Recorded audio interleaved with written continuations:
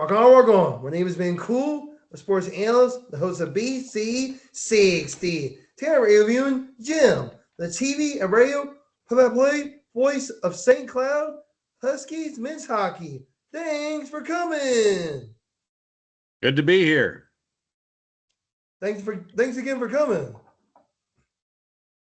I'm I excited to be appreciate you here. guys time. You've been scheduled to join me. It's great to be here. I got a few questions for you. Okay. How do you adjust your style between TV and radio broadcast? Well, it's something you have to do. Radio, you need to be more descriptive. You need to be cognitive of that. You need to be aware that you're on radio and not on TV, and vice versa. When you're on TV, you got to remind yourself you're not on radio. You don't need to describe everything because people can see a lot of it. And when you're on TV, it opens the door more for your color analyst to talk during actual action while the game is going on, and probably opens up the door for more storytelling, more background on players and those kind of things. So I do about equal amount radio and TV now in my career. So it's just something you have to balance. Gnarly. And do you prefer one over the other, and why? I probably prefer radio, even though TV pays more. I prefer radio just because I think you're more into the game a little bit more, just because you just call and you're more descriptive. You're calling every play, especially for hockey. You're describing where the puck is at all times, and for me, I feel more into the game. Not that I'm not into a TV game, but I think the level of excitement is a little greater on radio than it is on television. I said, I like TV. Yes. Yeah. Well, a lot of people like TV. In fact, TV is now the television broadcast.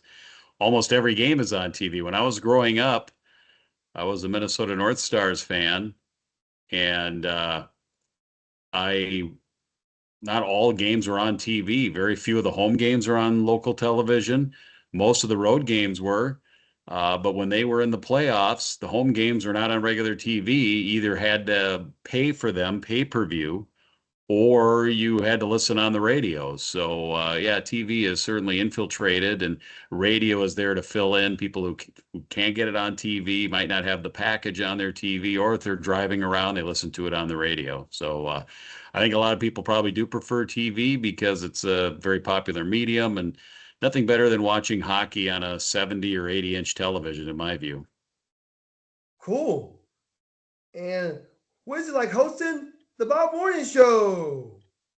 It's a lot of fun. We play good old-fashioned country music, and now have a little fun back and forth. We got a show on there that we call the Almanac, which is basically this date in history and birthdays. We have some fun with that. We play audio and things of the various historical events and the various people that are having birthdays, whether they're alive or dead. We do them both. We do people that are alive, and for the people that are no longer with us, we call them the gones but not forgottens. Awesome. And how is it different, your personality on the morning show compared to calling game? Well, that is different. I don't know how to describe it. Probably when I'm on the morning show, probably a little more sarcastic, trying to be more funny than you do during a broadcast, although sometimes it's okay for that to come through on a hockey or a game play-by-play broadcast. But that obviously is more of a focus when you're hosting a morning show with not only music, but information, local information, interviews, and things like that. Try to have a little more personality than you would on a TV broadcast or radio broadcast, play-by-play of a sports game. But at the same time, you want to have some personality on those broadcasts as well. But I think you have more personality comes out, more opportunity for that on, if you're doing just a radio show, it's a talk show or music or whatever it is on the radio. That same thing probably would go with as far as, involving a podcast as well. I would love to be on the Bob Morning Show with you. Me and being cool. All right. Well, I'll see if we have any openings. Rock We don't on. pay much. We don't pay much. Although it looks to me like you probably don't need a whole lot. Rock on. I don't. Yes, you're Looking low back, maintenance. what's been the biggest lesson you've learned in broadcasting your career? Biggest lesson, probably don't give up. Uh, when you start in broadcasting, you don't make a whole lot of money. It is a tough industry to get into, and there are not a lot of people my age now that I went to school with for broadcasting that are still in the industry. So I've been very lucky. I've stuck with it and have been able to find the gigs to be able to get to a point where I can make a living, and maybe in 20 years I'll be able to retire.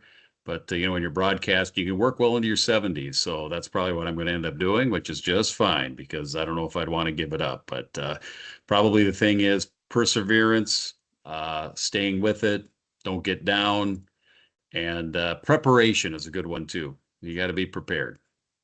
Thank you. And what advice would you give someone trying to break into play-by-play?